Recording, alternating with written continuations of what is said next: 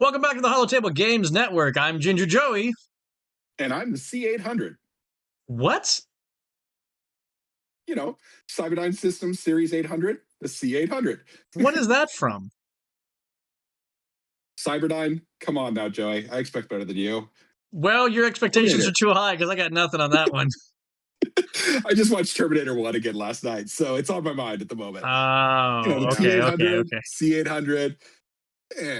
It was a stretch, but I thought it was a good one. Let's see. We are joined today by our special guest, Julian, 5th place winner of the Sectors in Mesa, California, and not California, Arizona. Where am I going, Dad? Arizona. And a local Portland boy for us, part of the Babu Freaks. Julian, how you doing? How's it going? How's it going? Doing well. Did you know what he was talking about with that? I did not know, but Corey always has very good references. Yeah. Not just me. That's all I'm saying. So I like the deep cuts. What can I say? Yeah, gotta love a deep cut. as if Terminator's the deep cut. Anyway. So, Julian, congratulations on your 5th place finish in Mesa at the Sectors. And again, Isn't it Mesa? Is it Mesa or Mesa? Yeah. It is Mesa. I think Mesa. So. Yeah. Okay. Joey has obviously spent a lot of time in Arizona. Yeah, clearly. Oh, yeah. This pasty white skin doesn't go anywhere near the sun if I can avoid it. Come on now. I know that feeling. Yeah. So, Julian, you made the trek, and you did fantastic, representing the P-Town people and Babu Freaks amazingly. So you took your Han 1 yellow and got a 5th place finish at that. How was the Mesa Sectors for you? Mesa. Yeah, it ran very well. I loved how they organized everything. Everything ran very smoothly. There was plenty of room. The seats were not too small. It all ran well. Yeah. So you weren't crammed in like you were in Portland, huh? Not quite. No. That's a positive. So they had a bigger. What type of venue did they use? Was it a hotel venue or was it some other a larger venue this time? Yeah, it was the Mesa Convention Center. They had like one a pretty big room. It was around the same size as the one they used in Portland. There was only 348 people at that one, opposed to, I think, almost the 500 at the Portland one, though, if I'm not mistaken. That definitely makes a difference right there. 100 people? Yeah. For sure. So how many of the Babu Freaks / Portland crew went with you to the Sectors? Oh, it was a good Portland presence. My teammate Misha was there with me. There's a lot of other Portland players, too. Galen, Wu, and Josh were all there from the Balanced Pod Racers, and met a couple other locals there too, I believe. Yeah, Portland represents. Excellent. And coming into the Sectors, let's kind of dive right into actual, card discussion. This is really what people want to listen to. Is what was your feel of the meta, and what kind of led you into your choice of Han 1 yellow for this? Because honestly, this has been Sectors. I would say was really the first time we've seen Han 1 yellow just kind of come back and perform in, I would say, a good 3 sets? Yeah, it'd been a while since the deck had really popped up. I kind of came at it from the other angle of wanting to play Han 1 yellow again before it rotated out, and just trying to justify that through, testing. The meta did seem to line up pretty well. Yeah, that's always been kind of your favorite deck, hasn't it? The Han 1 yellow. Yeah, it's the deck that really got me into the game. I've been playing it for over a year now. Yeah, and then going into this, then what did you feel matchup wise? What were your strongest matchups? What were your weakest, especially as you saw performance as well? Like with that Han 1 yellow deck, where do you feel the strongest points are and the weakest points is kind of what I'm wondering here.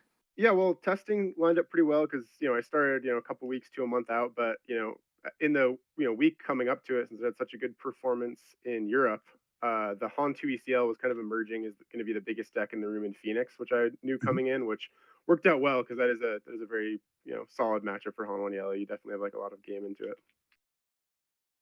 So the other deck that we saw emerging in Arizona was Tarkentown decks again. Specifically, CAD Tarkentown was making a resurgence.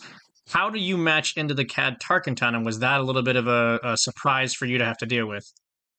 Yeah, that was another one that, I didn't focus on it too much in testing coming into it because it wasn't super represented for most of the time I was preparing. But, I was talking to my friend Carlos, who, long-term CAD player. He won the PQ weekend before Mesa. So I kind of figured it was going to pop up again I tested into my teammate Drew, who's a great CAD player. So got some last minute reps and felt pretty good. I mean, I don't think you're like mega favored or anything, but I think you have some solid game into it. Yeah. Yeah, Drew qualified at Portland Sectors with his Cad Bane, didn't he? He did, yeah. He's pretty Yes, he good with did. that deck. Yeah, that was a strong deck. So then going into your games itself and the experience of day one and day two, how were you feeling? I mean, matchup wise, were you just hitting those right matchups that you were all prepped for? Did anything come out of left field that surprised you a bit, that even maybe you got the win, but weren't quite as prepared for it? Yeah, I would say, I was definitely looking for a lot more Yoda. Like my one loss day one was the Yoda Data Vault that I got paired into. Super close matchup. I was able to take him to three, and he killed me in that third game with a really nice, "You're My Only Hope" Keller and Beck play where he hit a Village Protectors off the top and re-triggered his Obi-Wan Sentinel. Probably should have not let him set that up, but yes, that was a close one. Going into testing, like that was the popular deck before Han 2 ECL, so I knew it would be there. That one I felt a little unfavored into, but Mhm. definitely still some game. So yeah, the one I did play, I lost to. Um, a lot of what I was surprised by is just how much control was in the room. Like I didn't really test much control Really? at all leading up to the tournament, but most of the decks I faced were control decks, and typically just from the games that I have in Holland Yellow, it's a pretty solid matchup for most of those decks. So. Interesting. What specific control decks were you seeing the most of? I mean, I noticed there was a Yeah, fair number of palps, but was there there a were lot a of lot duels of as help. well? So, Yeah. for context, I did in fact get knocked into the draw bracket pretty early on into the day. I round two, I drew against Bosk Blue. Oh, Um, wow. you know, yeah. So that's another throwback, is both Bosk Blue and Hano and Yellow are kind of decks that are a little bit out of style, but they're both huge in set three when I was first starting to play. And that's a matchup where as Hano and Yellow, you're like not at all the aggressor. You actually have to kind of grind them out because their life gain is just too good to go under. So I Mhm. was, trying to execute on that plan. Didn't work out game one. He like got his third super laser blast. I lost that one like 20 minutes in or something. And I was able to, figure it out, get the second game, but we didn't have time for that third game by the end of the match. So it knocked me into the bracket where you see a lot of control players, which, at the time was a little tilting. I was like, oh no, I don't know if, that counts as a loss in terms of day one of a sector, but ended up working out very well for me because I got a lot of control matchups going forward that were, definitely favored. Specifically, I faced like 5 palp yellows over the weekend. Like there was Oh, so many of them in jeez. the room. Well, and I think I faced two day two, which like it had a solid conversion rate, so that's like a little more reasonable. But yeah, I think I faced like 3 day one, which is crazy, as well as like a palp colossus. So that's an interesting thing that you got basically forced into the tiebreaker bracket. If you could go back and you had a choice to get into the tiebreaker bracket, would you make that choice to go into it knowing that you potentially have better matchups into those control decks? Yeah, I don't know that I would choose it. Just seems, risky trying to draw out a match, especially in a day one to day two setting where a loss or a draw is very much similar to a loss since you still need to get 6 wins to progress. So I don't know if I would try that strategy intentionally, but I wouldn't go that far. But it definitely worked very well. Yeah. So would you say that Interesting. sometimes just lucky matchups are to your benefit? I mean, it's like know your deck, run your deck, but you just got to sometimes get those lucky matchups to actually pan out sometimes. Yeah, for sure. Makes sense. Well, with that, let's dive a little into the deck itself. Joe, if you want to pull that up on screen, and Already if you want done. to fire away the first question, I'll let you lead since you've got it pulled up. So you said you chose the Han 1 yellow because basically it's just your bread and butter and you wanted to run this deck because it's going to rotate. So, what were the big things from Secrets of Power that you added into this deck from your previous versions that maybe brought it into a bit of a more modernized version? Yeah, so in all honesty, you didn't get like a ton of stuff. It's very much, feels like the classic Han One Yellow deck that I've been playing forever. But there is one huge piece, and that is the card Faith in Your Friends. Mhm. Searching the top 3 cards of your deck, you get to pick one, and then once you reveal triple yellow symbol and double heroic symbol, you get 2 spy tokens into play, which is like a huge turn one play for Han One Yellow, especially because normally you're going down in cards. That card and opening actually lets you go up on cards, so it leads the way to even more Han activations later on that you wouldn't be able to do otherwise. And yellow doesn't have very many card draw mechanics to really recover from you ditching a resource down into your row. So that's also one feather in that's cap as well. So Yeah, exactly. And the interesting thing about that card is extremely powerful. I feel like I knew that going in through the testing, but so much of my testing focused against mid-range decks. So that seemed very much to be what the meta was. And the card is actually a little bit lacking into some of those matchups, but I knew it had a ton of power inherently into like aggressive decks and into control decks, which I ended up seeing. That makes sense. Yeah. So yeah, I think that is the only card from Secrets that you added in, nope, correct? There is blue one ace in more. the sideboard. Blue Yeah, I was gonna say Ace in the Blue Ace sideboard. out of the Yeah. sideboard, which is also that was a last minute addition. I didn't actually test with that one that much, but I felt very confident that it would be good. Specifically, I wanted it into Han 1 green, like just being able to snipe opposing Millennium Falcons out of the air seemed very good. But I knew it Yep. also helped my space matchup, which already pretty good anyways. But Well, the other one that it helps snipe out against is if anybody's running the Vader deck, you hit a Victor Leader out of the sky as well with that same card. So Yeah, that's big. Makes sense.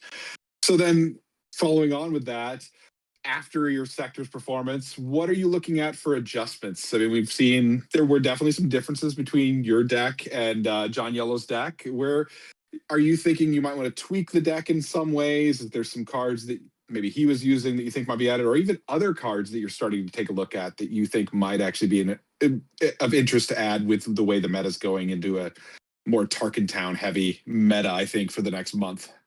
yeah, definitely. There's certainly a lot more room to explore with this Han 1 yellow deck going forward for this set. I think in terms of set 6, there's another addition that I didn't, look at all that was, very good in the list that ended up winning, and that's Tala Durith, I believe it was called. yep, I've It's been big the on that yeah, lately. yeah, yeah. Mhm. It's 3 mana, 3/3 plot, and when you plot it out, it just, I guess, passively it gives everything hidden. So Yep. protects your leader, protects any other like utility pieces you have. Very good. Yeah, I currently run her in a Sabe yellow. Just basically protect Sabe when she comes out to make sure you guaranteed that card manipulation out of their hand. So Yeah, and there's like a lot of modern ways too to build the Han 1 yellow deck. I felt like I had the most like classical approach to it, like just basically what I was playing back in set 3.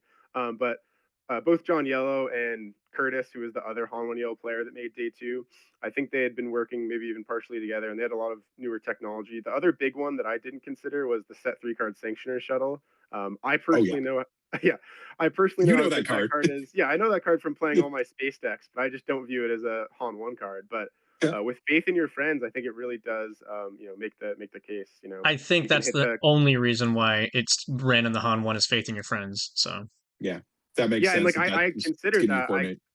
I saw it in some lists and I considered that, but that on its own didn't feel like enough to like have exactly faith in your friends. So I wasn't double one dropping, but I think what I realized just opening that line of play, like having faith in your friends into Sanctioner Shuttle on the initiative is so powerful. And then also the fact that you can use Sanctioner Shuttle later, and that's just also reasonably powerful too. Like, I think it all pieces together into probably what is a worthy inclusion in the deck. So there's two cards that I was curious about having you kind of justify, or not justify, that's a bad word. Explain why you make the choices that you used, which is the R2 unit in the sideboard, the pilot, and then Bodhi Rook, kind of a little bit of a controversial one with Bodhi Rook at that point in time. Yeah, so I'll defend Bodhi Rook all day. That card's so powerful. Like power creep has made those stats look awful, and that's totally fair. But just the like 2-for-1 potential of like ripping a card out of their hand while also developing a body, even if it's a bad body, I think it's great. Yeah, I'm with you on that, Julian. I love me yeah, some Bodhi as I'll well. defend Bodhi. Yeah, and it's like it's using the strengths that like Hollow and Green is a deck that might have more raw power in some ways, but I think that double yellow gives you some more options, and like Bodhi Rook can snipe resupplies on your first turn if you resource out of green decks, which is huge. And Makes then sense. R2D2 is kind of a more interesting one. That one I kind of brought in knowing there's a bunch of Cad Banes coming in. I kind of like that, in some ways having against Cad because you can deploy it to the ground if you really need to like soak up a bunch of damage, and then it can also put your ships out of like certain McClunky lines. And yeah, I also just like using it as a trick to unexpectedly win a battle in space that I didn't look like you were going to win. Sure, I can see like you can Han into a turn one Falcon, and then against a Tarkin Town deck, immediately put an R2 on it, and now suddenly you can't get Tarkin Town out. So, Yeah, exactly. okay, cool. And yeah, it also protects from Sabine's masterpiece lines. Like if you're playing against, in the past it was Sabine, but now it's Han 2 ECL. If they set up turn one for a green masterpiece, you can, be ready to throw an R2 on your Falcon.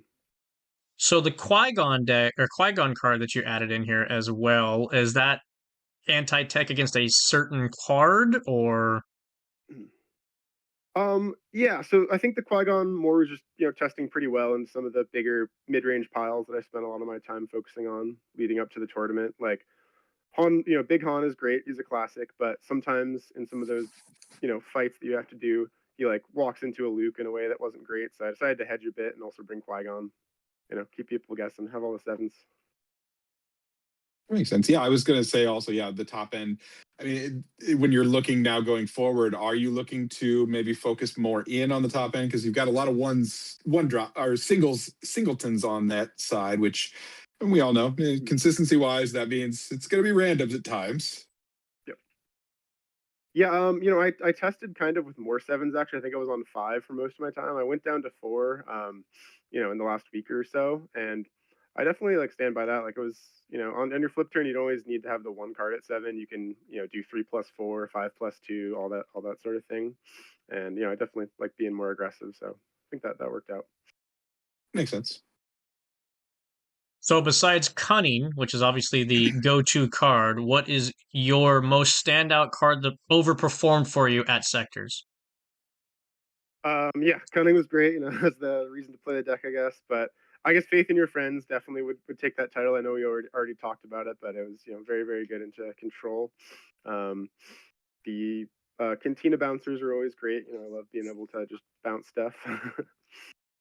Yeah. Stick a body while doing it. The other thing I wanted to ask you about was your choice of Surprise Strike over Breaking In. And you don't even have a sideboard for Breaking In to kind of like skirt the heavy ground sentinels that we've been seeing in a lot of the top decks lately. What was the mindset behind that? Yeah, Breaking In's really cool technology for sure. I've seen that utilized very well in some of the Sabe decks. In fact, Josh was there from Portland, and he, I think on a feature match, he won a really sweet game. I think in game 3 with Breaking In, it was awesome to watch. Like got through a Sentinel, works very well in Sabe. Probably would be reasonable in this deck too, but I just relied on the sheer density of bounce effects. Like my 3 Cunnings bounce Sentinels, my Cantina bouncers hit Sentinels. I have the standard Waylay replacements. They're called Spare the Targets, I think. Yep. Yeah. And that's in there just so that your Faith in Your Friends has a heroic version of a Waylay to actually hit the aspects required for that. So yes, I missed my Waylays, but it had to be done. Well, what would you waylay of yourself? I mean, that's really like what people argue about. Is like, okay, yeah. you're going to waylay something of your own. It's an artifact from the old Bosk matchup, and normally that's not a thing, but I did actually play Bosk. That's true. So there was at one point where I was like, man, I wish I had a waylay right now. Get rid of these upgrades on myself so you can't heal yourself. Yeah, fair enough. Fair enough. Yeah, that's the one case where it's like, oh yeah, this would be better now. Yeah. That makes sense. Well, that's a good conversation about the current, what's going on. Let's kind of start to look towards the future and talk a little bit about that. So we know we got rotation coming soon. What are you kind of thinking as we go into rotation of leaders and decks that you're looking at that you think will have some good opportunities post rotation? Yeah, I won't be able to play Han 1 anymore. Do you think they'll reprint them in set 7 at the end? They're already reprinting some things. I mean, you've got another Han you'll play. I already know that. No, it's true. Yeah. No, yeah. You already beat me once with that Han 2, so or that Han 4, that is. Especially when Force Throw was legal with the set 5 meta. Han 1 was a rough one. So I spent a lot of time learning all the space decks. I find especially the yellow leaders to be pretty fun. Like both Kazuda and Han 4 are great. So I'm sure I'll look to those post rotation. I think pilots might be pretty strong. It'll be interesting to see if they're like too oppressive or not.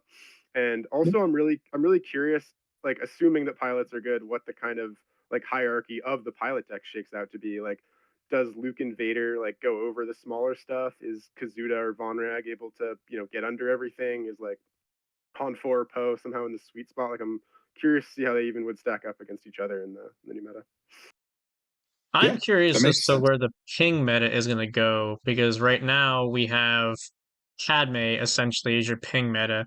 You have a little bit with Asajj and Darth Maul, I believe, is the other one that can do it when you have Force stuff. But without Tarkin Town, does that completely dissolve all of that early oppression from that, which then potentially opens up the door for some other decks to squeak in at that point? Yeah, quite possibly. I mean, I'm sure pings won't completely go away, but they'll definitely look entirely different in a world without Tarkin Town. Sure. Well, I'd say also, I mean, you mentioned, pilot decks are looking strong, although, I mean, I think some of the tech that we're seeing from this new set, especially that the tree remembers that was spoiled today, definitely looks like that's going to be a big problem for pilot decks. So that's Oh going yeah, to I might be be behind on interesting. spoilers. What did we get today? The tree Um, remembers is a I didn't blue. load it. Yeah, it's not loaded, but I'll cover it really quick. It's a blue Sure. neutral, so Oh, heroism and villainy can use it, and it says an enemy unit loses all abilities for this phase. If it costs 3 or less, defeat it ooh, yeah. at 4 cost. Mhm. So that was an immediate. Oh, that's a big problem for Kazuda, Yeah. because he's pretty much always on a 3 cost ship. So that's not Eh, pretty right there. So It that's a just means good. you have to adjust. Go to a Yeah, four it takes cost ship adjustment. instead. I think that's just a good balancing of the meta, because I kind of agree with Julian that it's like, yeah, pilots are looking really strong at the moment, but Well, the but that more was the we're seeing, speculation going into this like whole season, set 6 season as well, was that pilots with Kaz were going to be insane, and we have not seen that. Those 6 flip pilots and being able to just smash in never came to fruition. So yet, I don't know yet, yet. Well, but I say, but like once you hit rotation, it's a different season at that point in time, so to yeah, speak. So like they were speculating that this season of Sectors was going to be the pilot season because of Kaz, and it never happened. You had all these yeah, other things happening instead. So yeah. Any non-pilots you're kind of excited about, Julian? Yeah, well, as a yellow on the yellow one track mind, definitely looking at Sabe. Sabe is pretty Yep. sweet. Right now she's performing kind of like the pilot decks, but a little less, fragile to some of the, pilot hate. So that's definitely an interesting one. I was jamming some Sabe Tarkentown games to break up all the Han 1 yellow I was playing, and definitely might even pull her out this season, but if not, definitely want to try her out post rotation. yeah, I feel like a lot of the yellow decks get homogenized because of Sanctioner Shuttle at the moment. It's really like your starting play is just 2/1 drops, and then you want to hit that Sanctioner Shuttle. Because if you do that, it just is like a polarizing flip as far as the board control goes so fast, so early that it puts your opponent on the back foot. But it feels like almost every yellow deck is trying to do that. Heroic side is trying to do that same thing over and over again. To a lesser degree, even some of the villainy, because you also get the Vader yellow that does the same thing. So it kind of makes most of those decks of like, okay, what are you doing if you're not doing that? And if you're not doing that, are you just playing a lesser quality version of the deck at that point in time? So I want to see something come out that's going to make you be just as good doing something different. Interesting. So you're predicting potentially like more diversity among the cunning decks without Sanctioner Shuttle. I would think that you would see more diversity among the cunning decks, honestly, if Sanctioner Shuttle wasn't there, because what was the equivalent before that? You'd be looking at basically exploiting in a Genosian patrol fighter before Sanctioner Shuttle was there just to bounce whatever their first turn was, but then you're going down a unit at the same time when that happens. With Sanctioner Shuttle, you're not losing a unit, so you're maintaining your board presence, and you're denying them theirs at the same time. So you're like on a 3-to-1 unit ratio, unless they had an immediate answer for what you just did.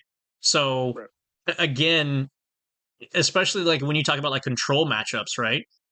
Mhm. You have to have like you almost have to be playing 2 units a turn to thwart the control removal aspect. If you're not able to keep up that maintaining force, you fall behind and you can't take their games from them. So it almost also encourages you to play that 2/1 drops into a Sanctuary Shuttle meta because that's just what you have to do to keep that pressure applied.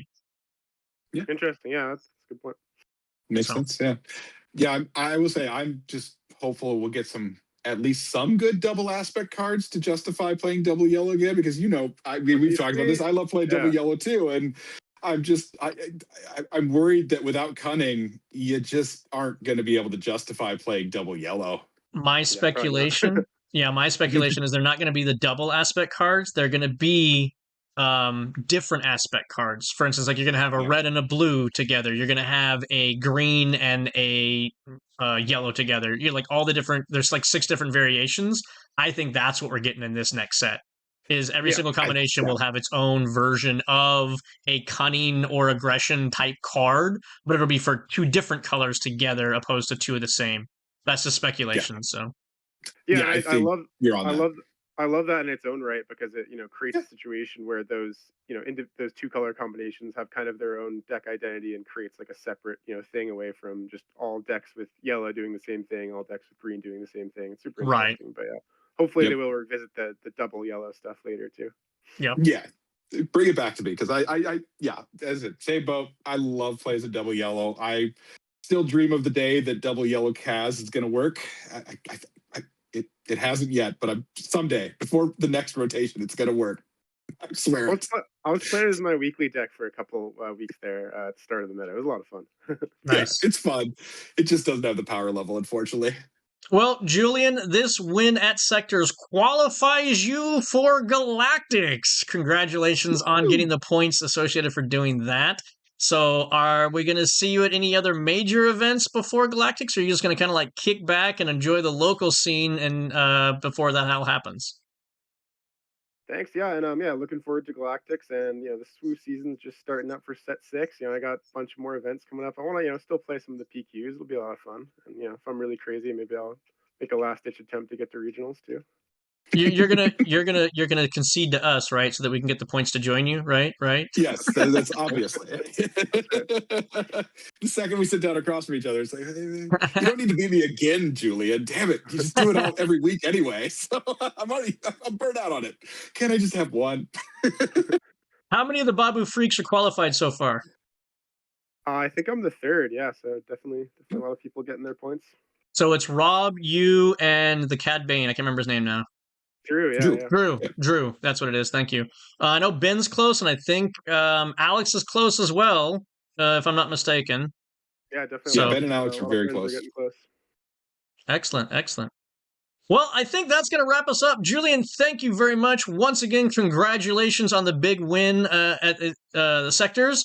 And hopefully, I don't see your Han one because I've already lost to it numerous times. But hopefully, I'll see you at some local games. Until next time, thank you guys very much, and we'll see you next time. Thanks, everyone. Thanks, Julian.